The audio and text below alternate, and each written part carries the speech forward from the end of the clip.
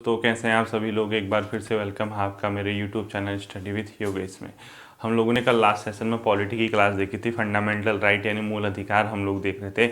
आज हम उसी को कंटिन्यू करेंगे। जब मेरा मूल अधिकार वाला सेक्शन कंप्लीट हो जाएगा उसके बाद मैं आपके लिए अगली वीडियो लेके आऊँगा, ठीक है। और आप लोग एक काम करना, कल संडे लाइव क्विज का टाइम वही रहेगा 7:30 और मैंने आपको टॉपिक दिए हैं, आप उन टॉपिकों को कवर कर लेना। उम्मीद है कि आप सभी लोग उसमें पार्टिसिपेट करेंगे और अपना अच्छे से तैयारी करेंगे। दूसरी बात, मैं जानता हूं कि आप लोग इन सेशनों को लाइटली ले रहे होंगे क्योंकि आप लोग ज़्यादातर लोग उत्तराखंड के दीवाने हैं, लेकिन आप देखो ना देखो, मेरा काम है आप लोगों को पढ़ाना। कल के दिन फिर ये मत कहना कि सर जी ऐसे क्वेश्चन छूट गया, ये गलत हो गया। भले ही आपको आता हो, मैंने हमेशा से कहा है आपको भले ही रिवाइज़ आप लोग कर लेंगे तो आपको ही फ़ायदा होगा, आपको कुछ नुकसान नहीं होगा, ठीक है। जो चीज़ आपको दोबारा पढ़ना पड़े, अगर उसको 15, 20, 25 मिनट में अगर आप यहाँ कवर कर लेंगे तो आपके लिए ही क्या होगा, फ़ायदेमंद होगा, ठीक है। आज के सेशन की मैं शुरुआत करता हूँ। देखो, कल मैंने आपको फंडामेंटल राइट क्या होता है, कितने प्रकार से होते हैं, कैसे होते हैं, ये बताया था। एक छोटी सी चीज़ बतानी है, ये क्वेश्चन वन लाइनर में फैक्ट में आता है। कौन से मौलिक अधिकार अनुच्छेदों के अंदर पूछता है कि वो भारतीयों को प्राप्त हैं, और कौन से मौलिक अधिकार भारतीय प्लस विदेशी दोनों को प्राप्त हैं, ये देख लीजिए। देखिए, कुछ आर्टिकल, कुछ अनुच्छेद हैं जो केवल भारतीय नागरिकों को मिलते हैं, ठीक है। उसमें अनुच्छेद 15, अनुच्छेद 16, अनुच्छेद 19, अनुच्छेद 29 और अनुच्छेद 30। ये अनुच्छेद ऐसे हैं जो सिर्फ भारतीय नागरिकों को प्राप्त हैं, ये विदेशी नागरिकों को प्राप्त नहीं है। अब आप कहोगे सर इसके अंदर क्या चीज़ें हैं, क्या प्रावधान है। वन बाय वन में आऊँगा, आप नोट करते रहना मैंने क्या क्या बोला, ठीक है। आज ये दो चीज़ें तो आपको मिल जाएंगी आज के सेशन में कि क्या है कि आखिर भारतीयों को ही प्राप्त हैं। इसके अलावा कहने का मतलब जितने हैं, भले ही 14 से लेके 14, उसके बाद 16 नहीं, 14, 17, 18, 19 यहाँ आ गया, 20 से कहाँ तक 28 तक जितने हैं, ठीक है। और 28, उसके बाद 32।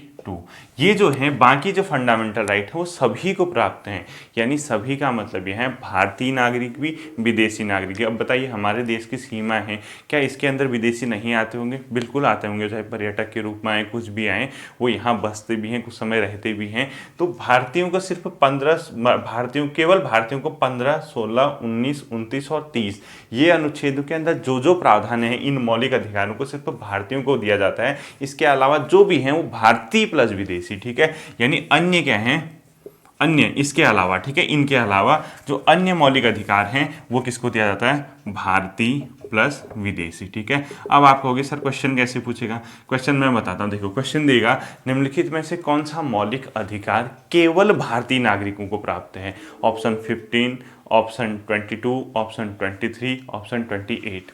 वहाँ जाके कंफ्यूज मत करके आना, बेहोश मत हो जाना, इसीलिए ध्यान से देखना।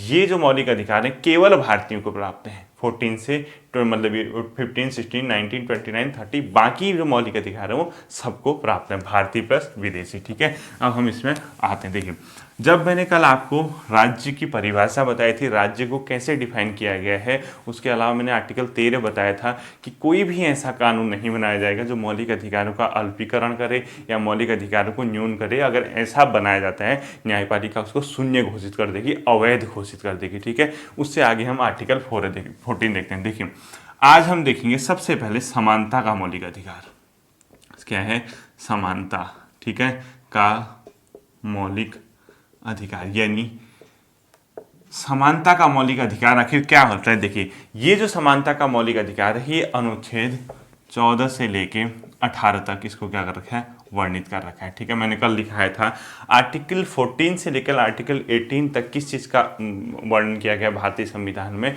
समानता के मौलिक अधिकार का, यानी समानता का जिक्र किया गया।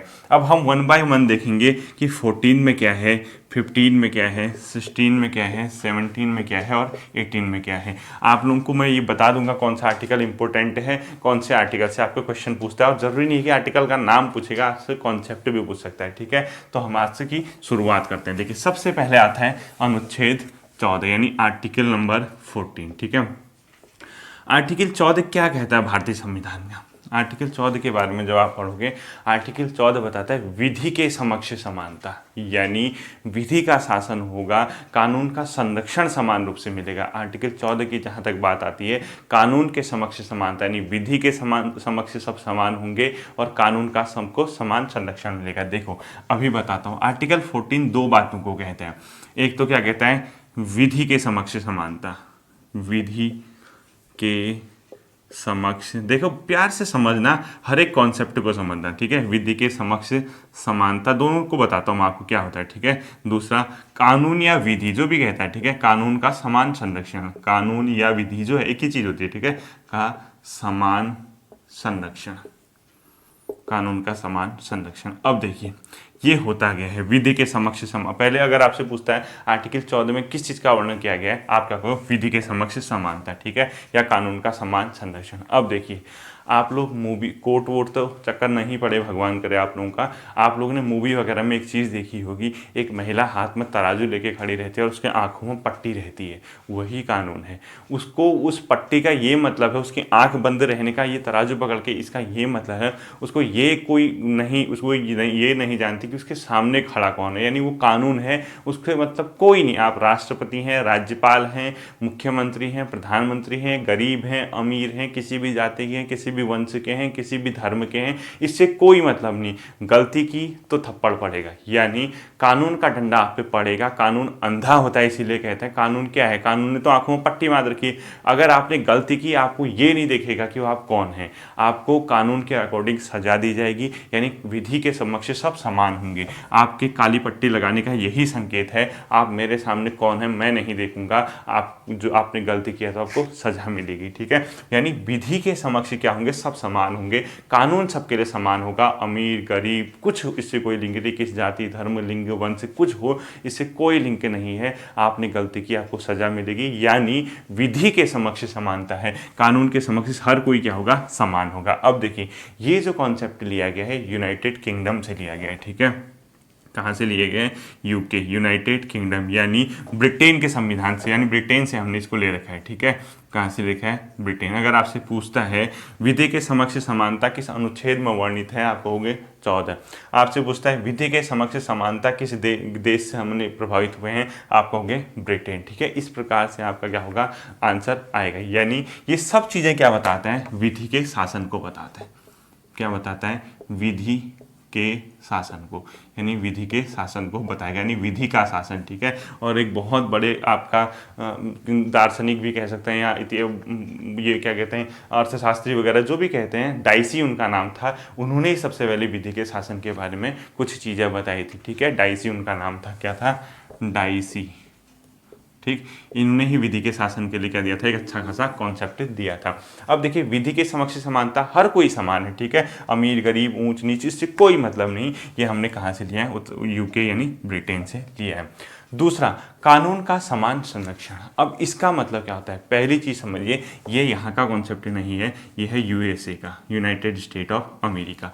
और हम लोगों ने दोनों चीज़ अपना रखी है, हम ज़्यादा इस चीज़ को फॉलो करते हैं, कानून के समान संरक्षण, ठीक है। हम ये भी फॉलो करते हैं, इसको भी फॉलो करते हैं। देखो अब इसका मतलब क्या होता है, देखिए अब एक तरफ से हम कह रहे हैं कि कानून के आगे सब समान है, कोई ऊंच नीच नहीं, कोई भेदभाव नहीं, सब इक्वल लेवल पे हैं, ठीक है। लेकिन अमेरिका के लोगों ने कहा, अमेरिका के संविधान ने कहा नहीं, ऐसा नहीं होना चाहिए, कानून एक समान नहीं होना चाहिए। अब इसका एग्जांपल आप कैसे समझेंगे, वो ये कहना चाहते हैं अगर कोई 50 साल का आदमी है और एक 5 साल का बच्चा है, तो आप उस पर समान कानून कैसे लगाएंगे, बताओ। आप खुद सोचो, क्या एक 50 साल के व्यक्ति को, यानी 40-45 साल का कोई व्यक्ति अगर कोई अपराध करता है और एक वही अपराध गलती से बाय मिस्टेक किसी 6 साल या 10 साल के बच्चे से हो जाता है, कुछ भी होता है, ठीक है, क्या आप उन दोनों को एक ही तराजू पे तोलोगे? ये पॉसिबल नहीं है। आप लोगों ने खुद भी देखा होगा, बस वगैरह में आप ट्रैवल करते हैं, 5 साल के बच्चे 4 साल के बच्चे का हाफ टिकट पड़ता है और 20 साल के लोगों का क्या है, फुल टिकट पड़ता है। ये क्यों होता है?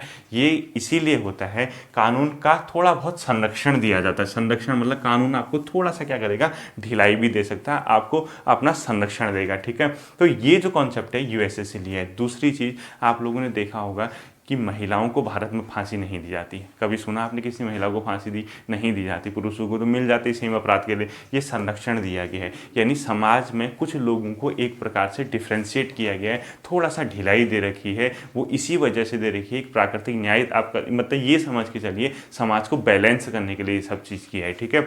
तो कानून का समान संरक्षण पूछता है आपसे, आपने इतना डीप क्या सोचना है, ठीक है। यूएसए से लिया गया है और विधि के समक्ष समानता ब्रिटेन से ली गई है। अब देखो कुछ लोगों को संरक्षण वास्तव में प्राप्त है, जैसे आपके दो पद होते हैं इस देश में, एक होता है राष्ट्रपति, दूसरा होता है राज्यपाल, ठीक है।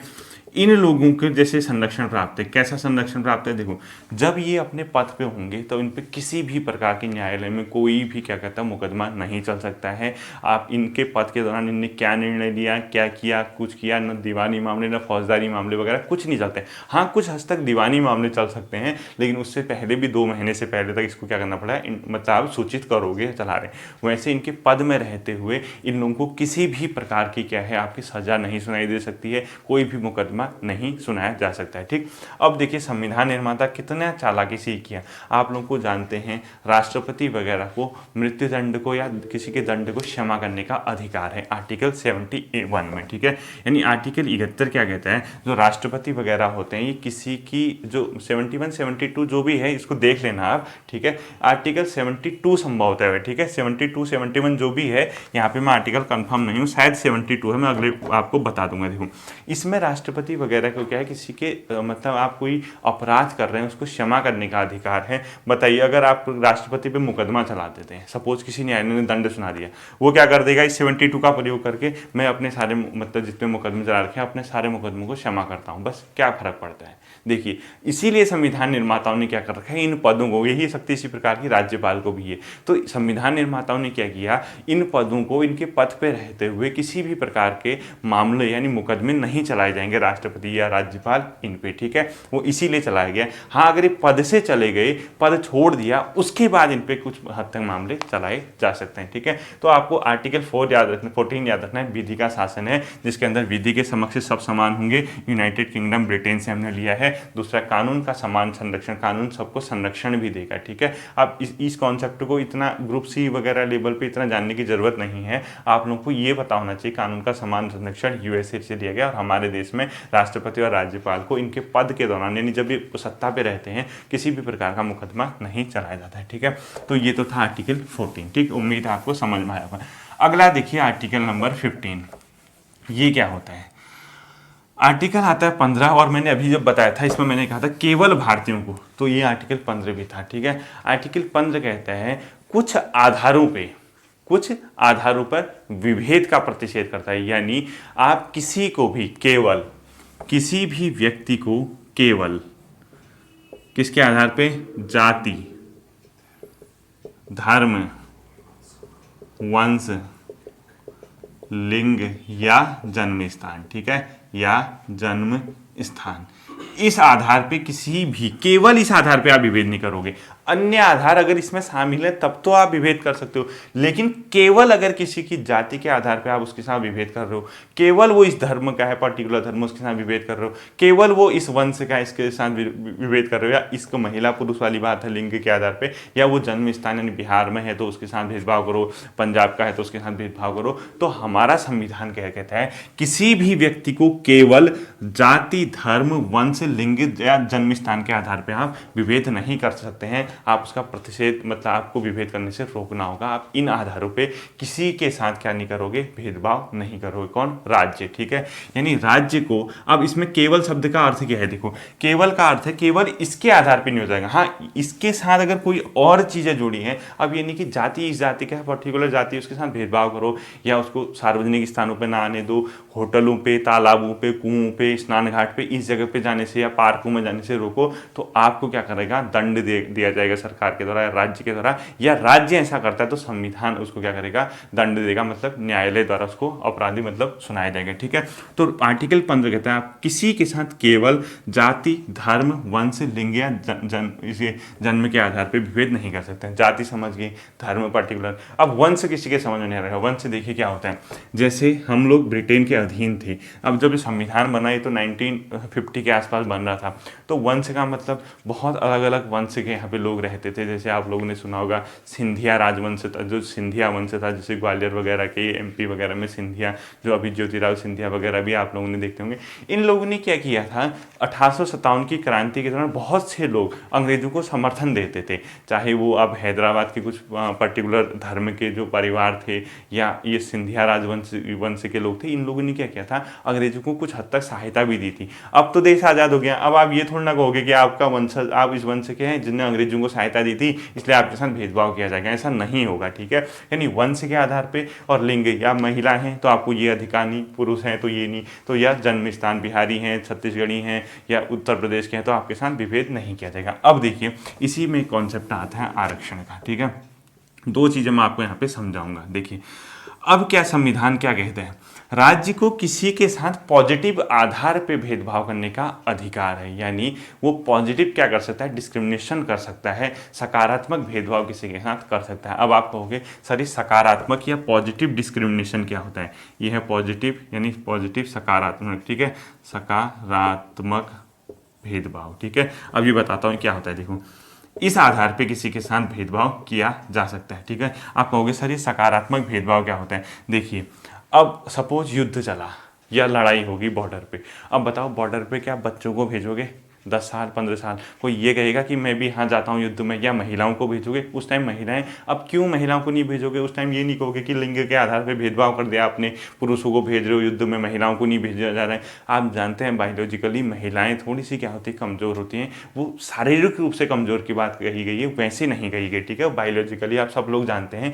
तो ये सकारात्मक भेदभाव, इस टाइम राज्य, आप सुप्रीम कोर्ट जाके ये नहीं कहोगे कि इस महिला के साथ लिंग के आधार पर भेदभाव किया गया, इसको युद्ध में नहीं भेजा गया या इस बच्चे को युद्ध में नहीं भेजा गया, तो उस समय राज्य क्या कर सकता है, थोड़ा सा सकारात्मक क्या कर सकता है, भेदभाव कर सकता है। ठीक है, या आरक्षण का इशू, देखो आरक्षण का इशू यहीं पे आता है। अब आप लोग कहेंगे सर आरक्षण पे मैं कुछ नहीं बोलूंगा, जिसको आरक्षण मिल रहा है वो कभी नहीं चाहेगा कि आरक्षण बंद हो, और जिसको आरक्षण नहीं मिल रहा है वो कभी नहीं चाहेगा कि इसको आरक्षण मिले। ठीक है, सिंपल सी बात है, आरक्षण आप खराब है सही है ये अलग मैटर है, अलग इश्यू है। संविधान का मैंने कल आपको आर्टिकल 13 बताया था, और आर्टिकल 13 क्या कहता है, किसी के साथ अगर कोई ऐसा कानून बनाया जाता है जो दूसरे के अधिकारों का हनन करता है उसको शून्य घोषित कर दिया जाएगा। अगर आरक्षण खराब होता है तो न्यायालय कब केस को खत्म कर देता है। ठीक है, न्यायालय ने अभी तक आरक्षण के इश्यू को खत्म नहीं किया है। हमारे देश में इतनी मतलब जो परंपराएं थी, इतना ज़्यादा भेदभाव किया गया था किसी पर्टिकुलर वर्ग के साथ, बहुत ज़्यादा उनके साथ परेशानियाँ की गई थी। अभी भी आप देखेंगे कई प्रकार के जाति सूचक शब्द या छुआछूत जैसे ग्रामीण इलाकों में आप देखेंगे ये सब चीज़ें देखने को मिलती हैं। तो इसी वजह से आरक्षण का कॉन्सेप्ट आया। ठीक है, आरक्षण किसी के अधिकार को नहीं छीनता है, लेकिन जो पिछड़ा वर्ग है, जो पीछे रह गया समाज से, उसको आगे की ओर खींचने का काम करता है, यानी समाज में बराबरी लाने की कोशिश करने के लिए आरक्षण लाया गया था। अब देखिए जब तक जातियां रहेंगी तब तक आरक्षण खत्म नहीं हो सकता, ये आप मान के चलिए। ठीक है, जाति है तो आरक्षण रहेगा। जिस दिन ये जाति वगैरह वाला सिस्टम खत्म हो गया, सबको एक आप वर्ग में लेके आएंगे, एक पर्टिकुलर जाति सूचक शब्द अगर हर कोई यूज लगाने लग गया तो उस दिन से आप ये मान के चलिए आरक्षण भी खत्म हो जाएगा। अब समाज में कब खत्म होता है कब नहीं होता है ये बात की बात है, हमें क्या करना है। देखिए हमने ये पढ़ना है, अब आरक्षण भी इसी के अंदर आता है। हाँ, वो भी पॉजिटिव डिस्क्रिमिनेशन है, यानी सकारात्मक, आप क्या कहोगे इसको, सकारात्मक भेदभाव। ठीक है, क्योंकि राज्य क्या करता है, किसी पर्टिकुलर तबके को आगे उठाने के लिए क्या करता है,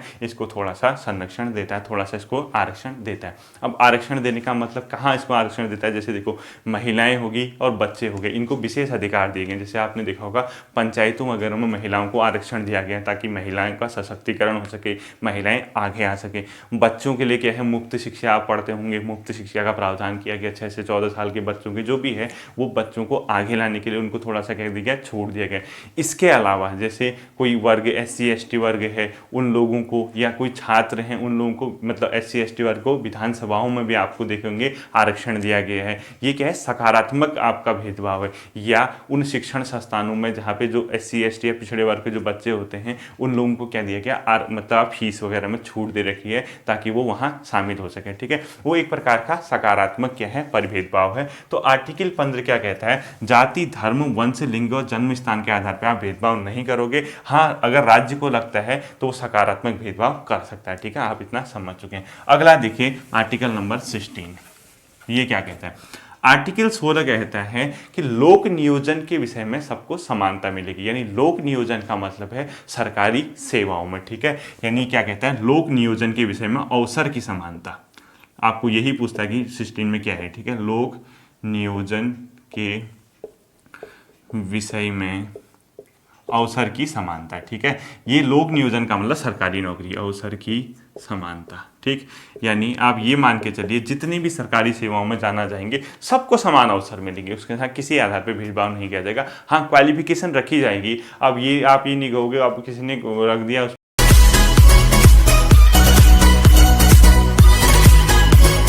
आर्टिकल 16 बता दिया मैंने, अवसर की समानता। अब इसमें भी वही बात आ जाती है, पॉजिटिव डिस्क्रिमिनेशन, ठीक है। यानी सकारात्मक भेदभाव यहाँ भी राज्य कर सकता है।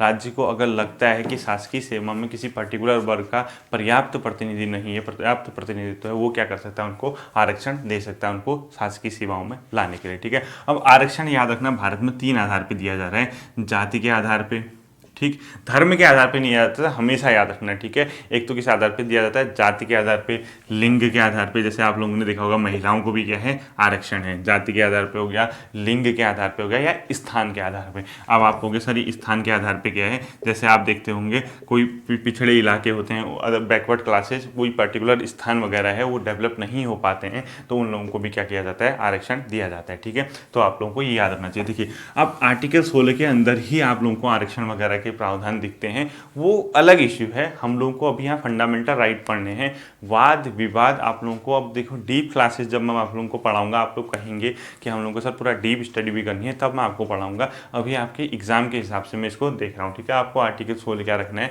अवसर की समान, मतलब लोक नियोजन में अवसर की समानता। यहाँ पे मैं आपको 2 कॉन्सेप्ट बताऊंगा, उसको ध्यान से रखना, ठीक है।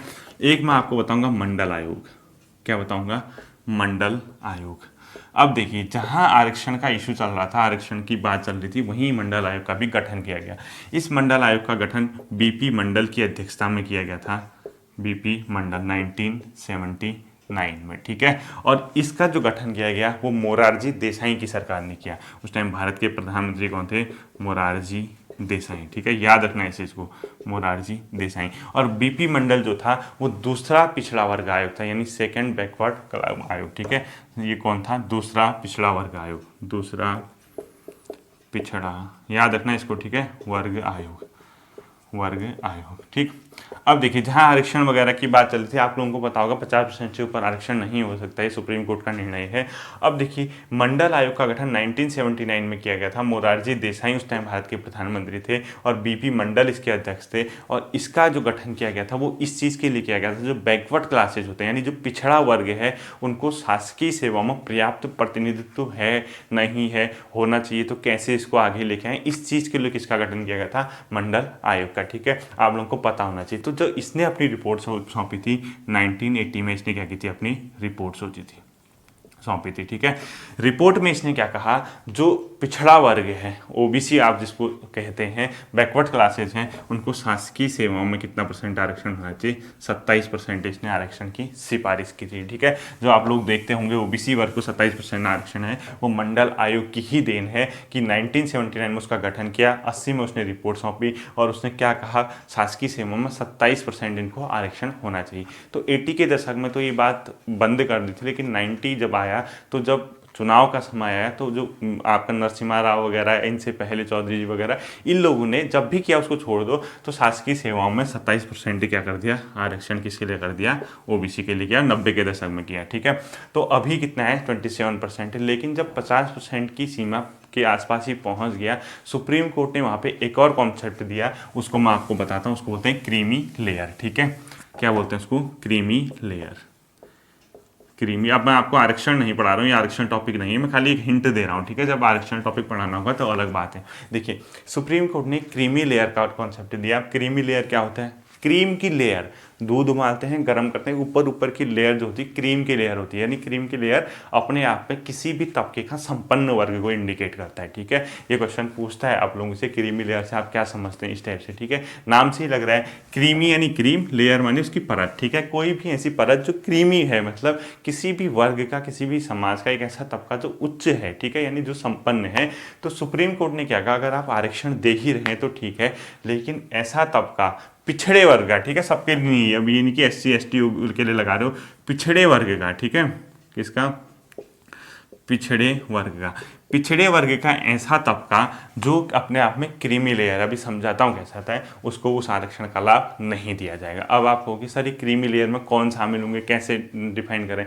देखिए, पिछड़े वर्ग के ऐसे लोग जो विभिन्न संवैधानिक पदों पे हैं, जैसे राष्ट्रपति है, उपराष्ट्रपति है, संघ लोक सेवा आयोग के अध्यक्ष सदस्य, राज्य लोक सेवा आयोग के सदस्य अध्यक्ष, राज्यपाल हो गया, कैग हैं, यानी विभिन्न प्रकार के संवैधानिक पदों पे आसीन व्यक्तियों को क्रीमी लेयर माना गया और उनको आरक्षण का लाभ नहीं दिया जाएगा, इनके बच्चों को। ठीक है, दूसरा, कोई भी सेंटर या स्टेट गवर्नमेंट का कर्मचारी जो क्लास A और B का, यानी A और B ग्रेड का जो ऑफिसर होता है, इन लोगों को भी क्रीमी लेयर के अंदर सम्मिलित किया गया। विभिन्न प्रकार की रैंक है, जैसे आर्मी में कर्नल रैंक या इससे ऊपर के जो लोग हैं, इनको भी किसके अंदर सम्मिलित किया गया, आपका क्रीमी लेयर के। इन लोगों को भी, जो पिछले वर्ग के होंगे, इनके बच्चों को है आरक्षण का लाभ नहीं दिया जाएगा। इसी के साथ साथ बहुत से जैसे जो उद्योगपति हैं, संपन्न लोग हैं, और इस प्रकार से जो हैं उनको भी क्रीमी लेयर माना गया। और जो नॉर्मल तबका है, जिसको कैटेगराइज करना टफ है, उसके लिए वर्तमान सीमा कंफर्म तो नहीं है, 8 लाख है। ठीक है, यानी जिसकी सालाना आय 8 लाख से ऊपर होगी, उसको भी आप क्या मानोगे, क्रीमी लेयर मानोगे। पहले तो ये 4 लाख 3 लाख ऐसा ही था, बड़ा बड़ा के 2017 या 18 या 16 के आसपास को 8 लाख रुपए कर दिया। यानी सालाना आय जिसकी 8 लाख से ऊपर होगी, उन लोगों को भी किस में माना गया है, क्रीमी लेयर में। और इन लोगों को क्या मिलेगा, रिजर्वेशन का लाभ नहीं मिलेगा। ठीक है, ये 50% से ऊपर अभी आरक्षण नहीं दे सकते हैं। ठीक है, बाद में जब आरक्षण वाला टॉपिक आएगा तब मैं बताऊंगा। और कुछ इसमें जमीन वगैरह का भी है, शहरी क्षेत्र में इतना, ग्रामीण, उसको छोड़ दीजिए, आपको क्रीमी लेयर पता होना चाहिए। तो आर्टिकल 16 क्या था, अवसर की समानता। ठीक है, अब देखिए आर्टिकल 17 आते हैं। आर्टिकल, ये मोस्ट इंपोर्टेंट आते हैं। ठीक है, आर्टिकल 17 कहता है अस्पृश्यता का अंत, अस्पृश्यता, ठीक है, का अंत। अस्पृश्यता को बोलते हैं अनटचेबिलिटी, जो कोई इंग्लिश मीडियम वाला भी होगा। आर्टिकल 17 है अनटचेबिलिटी, यानी जो छुआछूत होता है। ठीक है, आपने अभी भी देखा होगा ग्रामीण इलाकों में अभी भी ये चीज़ें हैं। उस समय सोचिए जब संविधान नहीं बना होगा, या उससे पहले हमारा जो परंपरागत समाज था, वहाँ पे कितनी भयंकर दशा थी इसकी। ठीक है, आज के टाइम पे तो आप नॉर्मल सोचिए, अब हर जगह नहीं है। अब आप ये कहोगे सर मतलब जो छुआछूत वगैरह, वो जाति वगैरह, धर्म वगैरह, इसके आधार पे अगर आप कर रहे हैं, भेदभाव कर रहे हैं, तब आपको सजा दिया जाएगा, राज्य के द्वारा उसमें प्रावधान किए गए। ठीक है, अब ये नहीं कि आजकल खुद ही एग्जाम्पल सोचिए, कोरोना हो रहा है, अब जिसको पता चल गया कोरोना हो रहा है, उसको तो आप छुएंगे नहीं, आप उससे भागेंगे। वहाँ पे मत कहना कि सर ये अनटचेबिलिटी या वो आप अस्पृश्यता वाला चीज़ें फॉलो कर रहा है। ठीक है, वो अलग चीज़ है। कोई बीमार है, कोई ऐसी बीमारी से ग्रसित है जो दूसरों को फैला सकता है, वहाँ पे आप अनटचेबिलिटी कैसे कर सकते हैं। लेकिन आप किसी के साथ जाति, धर्म, इसके आधार पे, इन चीज़ों के आधार पे क्या कर देंगे, अनटचेबिलिटी का क्या करता है, विरोध करता है। यानी भारत के संविधान का अनुच्छेद 17 क्या करता है, अस्पृश्यता का अंत करता है। अस्पृश्यता मतलब अनटचेबिलिटी। ठीक है, इसको याद रखना। इसके लिए भारत सरकार ने जो कानून बनाया था, वो बनाया था 1955 में इसको कानून बनाया गया था, और 1976 में इसका अमेंडमेंट करके इसका नाम क्या रख दिया, इसका 1976 में इसको अमेंडमेंट किया भारत सरकार ने, और इसका नाम जो है, इसका नाम बदल के क्या रख दिया, नागरिक अधिकारों की रक्षा। क्या रख दिया, नागरिक अधिकारों की रक्षा अधिनियम। ठीक है, की रक्षा अधिनियम। बाकी इसमें प्रावधान वगैरह जो भी हैं, 5 साल की सजा, ये वो 1989 में भी इन लोगों ने इसके लिए कानून बनाया, वो सब छोड़ दीजिए, वो बात की बात है। आपको आर्टिकल 17 पता है, अनटचेबिलिटी को क्या करता है, ख़त्म करता है, और किसी के साथ आप इसके आधार पर भेदभाव नहीं कर सकते। ठीक है, और अंतिम आर्टिकल समानता के अधिकार का, वो है आर्टिकल 18। क्या है, आर्टिकल 18। और आर्टिकल 18 क्या है, उपाधियों का अंत है, उपाधियों का अंत। अब आप कहोगे सर ये उपाधियां कौन सी है, कैसी अंत है? जब हम ब्रिटिश के अधीन थे, अब ये समानता है तो सबको इक्वल लाना है ना। अब देखो अस्पृश्यता बताई मैंने खत्म किया, तो जब वो अस्पृश्यता या छुआछूत वाली चीज़ खत्म होगी तभी तो सबको इक्वल माना जाएगा। कानून के समक्ष सबको समान रखोगे तभी तो समानता मानी जाएगी, ठीक है। तो उपाधियों का क्या है, इसमें अंत है। अब उपाधि मतलब देखो, जब हम ब्रिटिश के अधीन थे बहुत से लोगों ने उनको उपाधि, जैसे राय बहादुर दे दी, किसी को क्या दे दी, राय बहादुर, किसी को नाइटहुड दे दी, नाइटहुड आपने सुना होगा, नाइटहुड की उपाधि रविन्द्रनाथ टैगोर ये वो, ठीक है। राय बहादुर दे दी, नाइटहुड दे दी, सर की उपाधि दे दी किसी को, ठीक। तो ये सब चीज़ें, इस टाइप की उपाधियां दे रहे थे अंग्रेज लोग, तो इस चीज़ को हम लोगों ने क्या किया, एंड किया।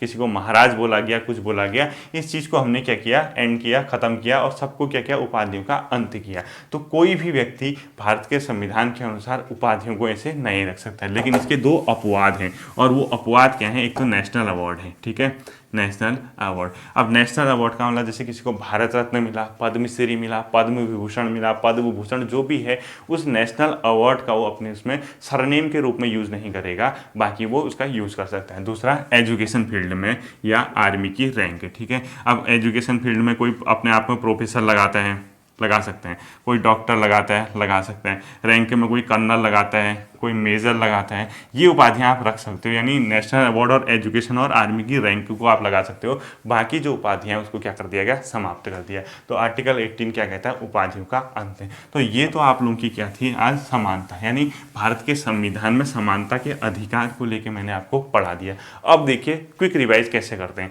आर्टिकल 12 क्या बताया था, राज्य की परिभाषा। आर्टिकल 13 क्या कहा था, कोई भी ऐसा कानून जो मौलिक अधिकारों को न्यून करता हो, छीनता हो, कम करता हो, उसको क्या कर दिया जाएगा, संविधान द्वारा शून्य, न्यायालय द्वारा शून्य घोषित कर दिया जाएगा, ठीक है। उसके बाद आता है 14 से 18 समानता का अधिकार। 14 क्या कहता है, विधि के समक्ष क्या होंगे, सब समान होंगे, यानी विधि का सबको समान संरक्षण मिलेगा। 15 क्या कहेगा, केवल जाति, धर्म, लिंग, वंश, जन्म स्थान के आधार पर आप किसी के साथ भेदभाव नहीं करोगे, लेकिन पॉजिटिव डिस्क्रिमिनेशन का आप इसमें समझोगे कॉन्सेप्ट, सकारात्मक भेदभाव आप कर सकते हो। आर्टिकल 16 क्या कहता है, इस लोक नियोजन के विषय में अवसर की समानता, यानी सरकारी सेवाओं में जाना है, सबको समान अवसर मिलेंगे, सबको समानता से देखा जाएगा, लेकिन आरक्षण का इश्यू वो अलग इश्यू है, ठीक है, वो भी पॉजिटिव डिस्क्रिमिनेशन। आर्टिकल 17 क्या कहता है कि आप लोग अनटचेबिलिटी, यानी जो अस्पृश्यता है उसको समाप्त कर दिया जाएगा, वो नहीं चलेगा। पेपर में क्वेश्चन आते हैं, ठीक है। और कानून कब बना, 55 में बना, 76 में उसको अमेंडमेंट कर दिया, बाकी आगे चलते रहे। और 18 में क्या है, उपाधियों का अंत है, ठीक है, जो ब्रिटिश टाइम से उपाधियां मिली।